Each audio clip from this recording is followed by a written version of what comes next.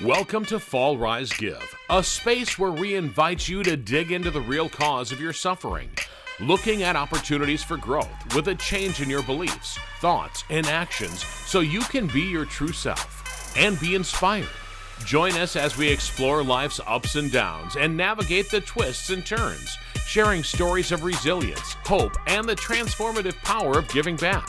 Whether you're looking for a change, in recovery, or simply seeking inspiration, this podcast is your go-to for candid conversations, raw emotions, and a whole lot of heart. Tune in and discover how to fall, rise, and give back on life's extraordinary journey. Welcome to Fall, Rise, Give, turning struggles into opportunities by being your true self and help others. I'm Bartender Bob. That's Kumar. Did you have a good week, Kumar? I did. I had a really good week, unlike the previous week. Yeah. Well, that's good. I actually got to spend time. My oldest son came down, and we spent the night at the cabin, and he brought down steaks and chicken and potatoes and asparagus, and we ended up cooking it up on the Blackstone.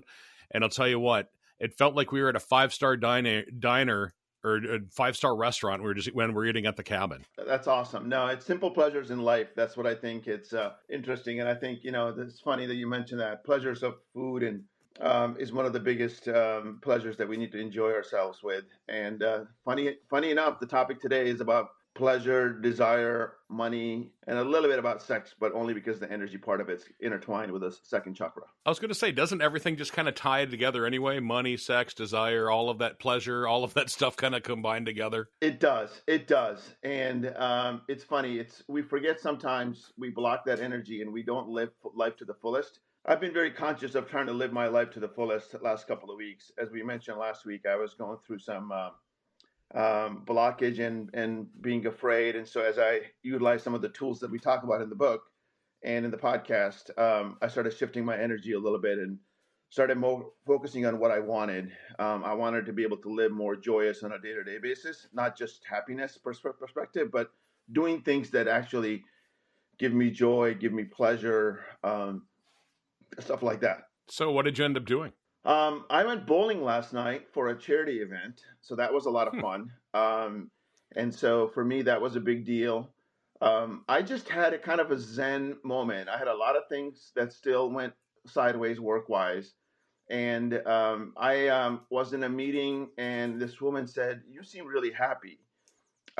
Maybe you shouldn't be because we got some bad news coming down the pipe from the executives." And I said, "Look, I'm in a state of mind of Zen. Nothing can really get me down at the moment. I'm sure things will, and things often do. But I took pleasure in simple things. Went out to dinner a couple of times with my family, and didn't do anything exciting as a whole. As I mentioned, I was traveling last week to the islands around Seattle area, so are enjoying nature and hikes and things that give me pleasure are those kind of things: activities, food." Spending time with friends, and I was able to go to a fun event last night. And funny enough, my favorite football team is the Washington Huskies, and we won tickets in the raffle last night to a Husky game. So that was pretty cool. So Let me ask you this about bowling, because I'm a terrible bowler. I've bowled. Monique and I have been together for 4 years. We've been bowling twice, and they're both part of a Christmas party that a friend of ours throws. And I get golf scores for bowling and bowling scores for golf. Figure that one out. Yeah, exactly. No, it's funny. Last time I bowled was for that charity event last year. It's called Bowlerama. It's a charity for at the Fred Hutch Cancer Research Center here. They're trying to find the cure for melanoma, and so it's a fun activity. It's kind of fun. We're all terrible at it. The first game I came in second, less than 100 points. Second game I got like 118 or something, but. Right. Overall, we're all bad bowlers, but it's kind of a fun activity. Have a little bit of competition, a little bit of, you do get a strike or a sphere once in a while, and it kind of gives you that short-term joy or pleasure. Well, I'll tell you what, when Monique and I end up in Seattle, you and Jill, Monique and I are going to go bowling because it sounds like we're all about the same, about the same quality of bowler right there. Yeah, but there's a lot more to do around here than bowling. But we'll definitely take you guys out and enjoy the simple pleasures of life around here in the Northwest. Well, let's kind of turn our attention then to that second chakra. It's sacral? Is the right way to pronounce it, or sacral? Yeah, sacral chakra. Yep. Okay, so tell us a little bit more about that. Yeah, so it's our sacral chakra. It's in our sacral part of the body. It controls our sexual functions. It controls our anxiety or shame in some areas when we're blocked.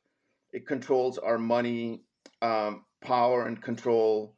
Really, what it controls is desire and creativity, wanting things better, wanting something. And so when we don't feel like we have hope, or when we don't want something, when we live kind of a numb life as I did, living day to day, that's when we get blocked. And so we started out with the grounding of the root chakra, just getting grounded and through acceptance and finding some courage. When you get to the courage piece, you want something more, right? You may not be attached to the outcome, or you may not get the outcome that you want, but you still want something. And that wanting something, that desire, the ability to create, oftentimes associated with money and sex. We all want pleasure in that way. And so we need to learn how to unblock that energy and really trying to spend time on figuring out things that we want, things that we desire at a deeper soulful level. So that's kind of what the chakra is all about.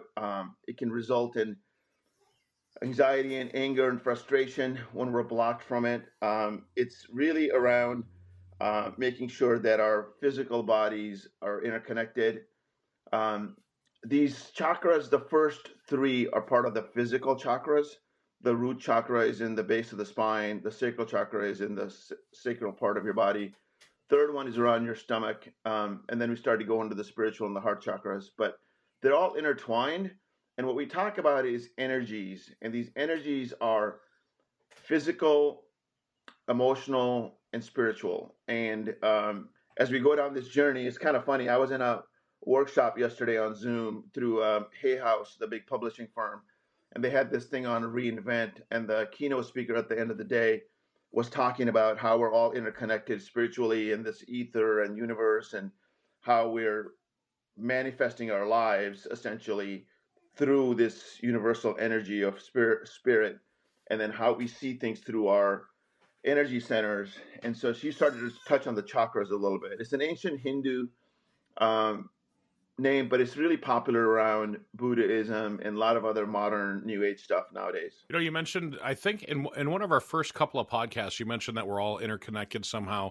And, you know, since we've been doing this podcast, I know it's stupid to say this or whatever, and it's going to sound hokey, but it's really not. Since we've started doing this podcast, I've had a different outlook on life. You know, I've been, I don't know, trying to see things more positively, and then really noticing that when I think about something and, you know, not really will it, but when I'm, you know, thinking that I want something to happen or want to do something, chances, a lot of times it works out. A lot of times that, you know, the things that I'm thinking about are usually something that falls into my lap or something that I end up having the opportunity to do, as long as I'm looking and seeing that, you know what I mean? So, I mean, you get it kind of handed to you, but if you don't see that it's there, then you don't take it. So a lot of it's just keeping your eyes open and your body open and your mind open, and just noticing that here's your gift, here's your opportunity. Yeah, it's funny that you mentioned that. And I think that's, you do manifest, you do end up doing things, feeling things that you think about, and it's kind of in your consciousness level. You can influence that through meditation or what have you, through silence, and put creative visualizations out there and follow your intuition. And I think the biggest thing that you mentioned there to me is gift. We all have gifts. We all have gifts, things deep down inside that we want to do.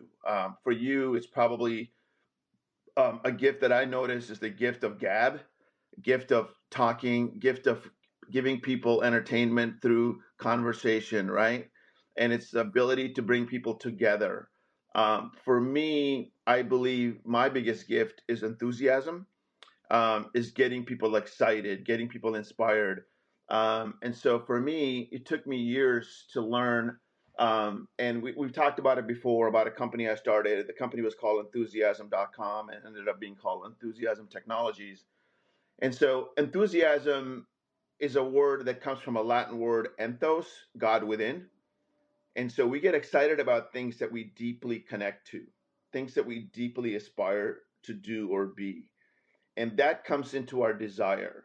Deep down inside, I think we all have this desire for something. I think that's usually has to do with our gift. A lot of people are artists and creative types. A lot of people may be focused on business and creating business value, but usually want something beyond yourself, something that you think you can share with the world. That may be an invention for a business person or entrepreneur. I was listening to a woman yesterday. She created a makeup company. She was struggling with the different kind of makeups that are on the market, and she ended up creating a makeup company because she felt she needed to create this holistic makeup company that was for people like her, that weren't the models of the world, the average person that wanted to make themselves feel good.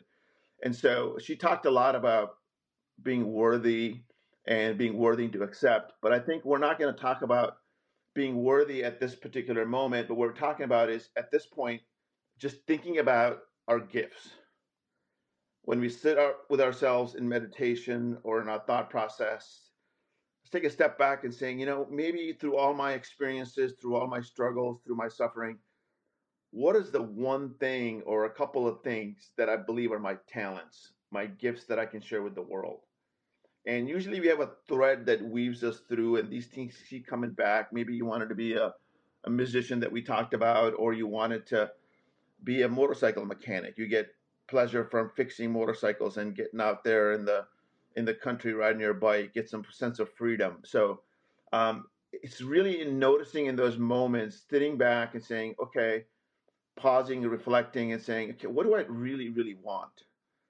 So that's kind of, I think, the gift scenario. I think gift, our talents, our desire for wanting something more. Again, that ties into we often want more money so we can do more things, but sometimes people who become really successful end up not being happy just because they've achieved something doesn't mean they satisfy their true gift or their true need.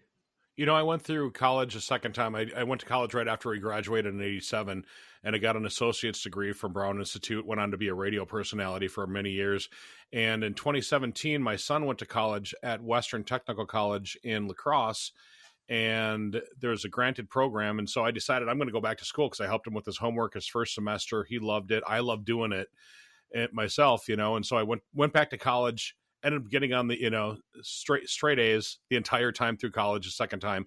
But I was the oldest male in the class. There's a female that was about the same age as I am. But it's funny, I was working full time, going to school full time, and being a father full time, and the instructor was just a couple of years older than I am, and he goes, it's funny to watch Bob compared to the rest of you guys. He goes, because Bob's got a career, Bob's making money, Bob's doing, the things that he wants to be doing. Right now, I think Bob's going to school so he can learn how to get more time. And it's for me, that's true. You talked about money being the big thing for a lot of people. For some people, though, like myself, the gift of time is more the gift of anything more than money or anything, because I enjoy to do, as you and I have talked, I enjoy doing things that are time for myself rather than going out and making a dollar and helping, the guy I work for make money and have him have more time. Exactly. And that comes to that pleasure principle, right? We all need to make a living, but we also need to find a way to give ourselves pleasure. And that pleasure comes in multiple ways. But I think, in a most general sense, time is money, as people say. There's a book that I started to read. A friend recommended it to me, and it's called Die with Zero. And he's basically saying that you've made enough money and you need to be able to spend your time living a fulfilling life. A lot of really wealthy people and a lot of people who they work to make more money, but they forget to smell the roses along the journey. Mm-hmm. And they forget to give themselves time to really enjoy and spend time in simple pleasure activities. So I think what you're really getting to is when you give yourself time, when you make time by um, doing less or wanting more of just for the sake of wanting, and take a step back and give yourself time to think through things, give yourself time to do things like, for you, it could be a motorcycle ride. For me, it could be a golf game later on today that I want to go out and play. That time gives us this sense of a connection with our true desires. saying, what are the daily activities? So we're not here to teach you how to make millions of dollars or have a super, fulfilling sexual life. That's not kind of our goal. Our goal is to have you live a life of less struggles by being your true self, and then hopefully help others. So, in this sense, living a life of contentment, wanting certain things, having a desire to live a daily life of what gives you pleasure, and giving you things that, not necessarily things, material things, but activities, a sense of fulfillment. Those kind of things will help us. But going into the chakras, what we talk about is our energies get stuck. Sometimes we're not grounded. When you're not grounded, you're not going to think about things that give you pleasure. You're just worried about living day to day in your work environment, and you're too frustrated and too fearful and too anxious. So getting beyond that point through the tools that we talked about, acceptance, now we're at this area. Okay, now let's talk about what is it that you want? You want more time to do the activities that give you pleasure, things that you desire. Maybe it's a trip to Europe, maybe it's a trip to Asia, maybe it's making time for painting or music. You don't necessarily have to make Mhm. money doing these things, but you can certainly give yourself time and pleasure through activities that give you joy. You did mention the word frustration, and I know that a lot of people have frustration in their lives, their personal lives, their work lives, their monetary lives, and their lives in general. How do you deal with that frustration, or what do you do in order to ground yourself after you're at that point where you're up to here, and you need to be here to be level, but you're way up here with the frustration. How do you ground yourself after something like that? Yeah, and I think a lot of frustration comes with not getting what you want, right? You don't have the time to do the pleasure activity. You don't have the time or maybe the money or the relationship in a physical environment, a romantic relationship, and you get frustrated because you are in this place. So the reason I get excited about, the reason I'm drawn to these chakras is they're interconnected, right? And so we're going to talk more about being grounded through a higher power in the crown chakra and the spiritual nature of intuition and feeling God and through the heart. Um, the next chakra is the power chakra. That's when we get really frustrated and when we don't get what we want. But getting back to the one that we just talked about last week, accepting, right? We dissected the serenity prayer, reminding folks that, hey, it's a Christian prayer, it's a great tool. It starts out with saying, God, give me the serenity to accept the things I cannot change, courage to change the things I can, and the wisdom to know the difference. When we get frustrated, it's usually because of an outcome that we don't like. Somebody maybe have let you down in a relationship, a romantic relationship, or your boss said something, or the money isn't there to pay your bills. So accepting being grounded, that's the best way that I can teach someone how to let go of the frustration. But there's more to it. It doesn't mean just because you're accepting things doesn't mean that you don't want more. And I think to be truly inspired, to be truly living a fulfilling life, you have to want something. You can't just sit on your butt and just accept things all day long. You can, but I think we all want to do certain things, want to be certain things, want to be with certain special. And so with that requires desire and wanting.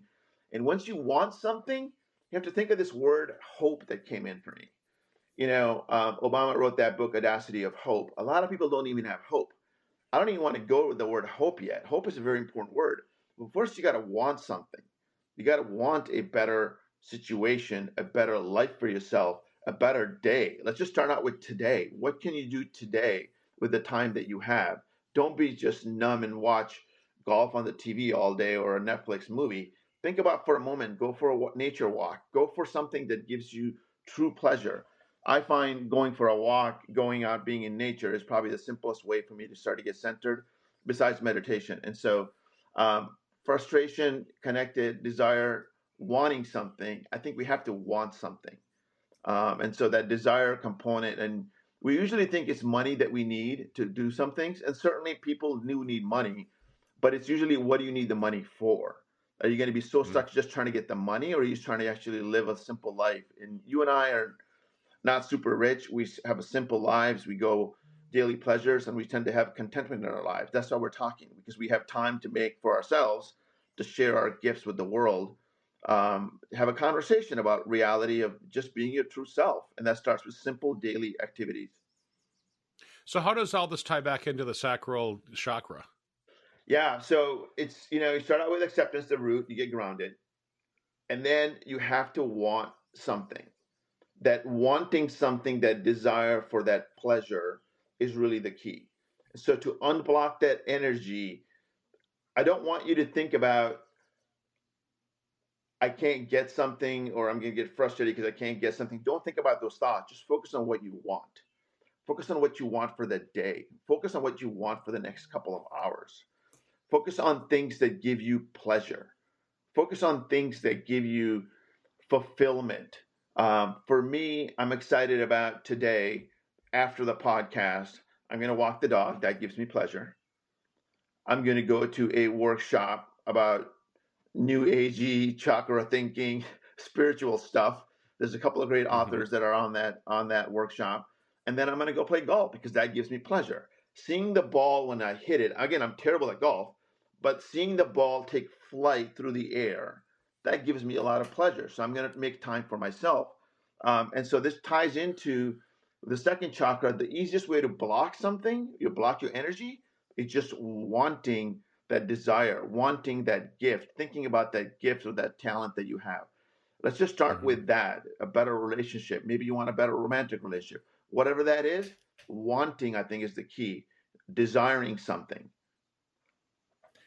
So you mentioned the golf thing. I was on Facebook the other day, and I was looking at a reel, and it was talking about the speed of things different, like baseball, they're throwing about 90 miles an hour. Do you know what the speed of a golf ball leaving the tee is No, but I'd love on to a do. I'd be drive? fascinated by that. Yeah. 145 miles an hour. Wow. Wow. Yeah. That shocked me when I saw that. I mean, that was a shocking thing to me. And isn't it amazing? People love watching golf on TV, right? There's a PGA championship going on right now, and there was some drama earlier in the week with one of the top players. But I can't, to me, it blows my mind that there's a camera that can see the ball being hit, and the camera can track this tiny little inch and a half ball through the Mm-hmm. air, hundreds of yards, see the flight, and see it land all the way end to end. Somebody Yeah. wanted a technology to be able to capture and share with the world through a camera, through a process, and show us the pleasure of somebody hitting a ball, a professional hitting the ball. Started with the desire of wanting to be able to see where the ball lands. Somebody created that tool, somebody invented Right. that. And so that camera, that process of actually sitting there, angling that camera, somebody sharing that gift of capturing the moment, somebody sharing the gift of hitting that ball, practicing for hours and hours, wanting something great, gives us all entertainment. Give millions of people across the world entertainment of watching this ball go 145 miles an hour through the air. That's amazing. That's what desire can do. But let's just start with wanting something, desiring something. Don't just want money just so it can get you stuff, but it can get you stuff in moments. Want it, know why you want something. What is the true pleasure, the long term value that you can get out of a better money relationship, a better sexual romantic relationship, a better physical relationship with yourself? It's the why that's going to take you through the third chakra, which is the power chakra. But yeah, to me, it starts with wanting something. Thank you for joining us on this episode of Fall Rise Give, where we explore stories of resilience, growth, and giving back. If you enjoyed today's episode, please visit our website at www.fallrisegive.com. Also, consider subscribing to our podcast on your favorite platform and leaving us a review. Your feedback helps us to continue to bring you inspiring stories. Stay tuned for our next episode, and remember, every fall is a chance to rise, and every rise is an opportunity to give. Until next time, keep falling, rising, and giving. This is Fall Rise Give, produced by podcastforhire.com. Thank you for listening.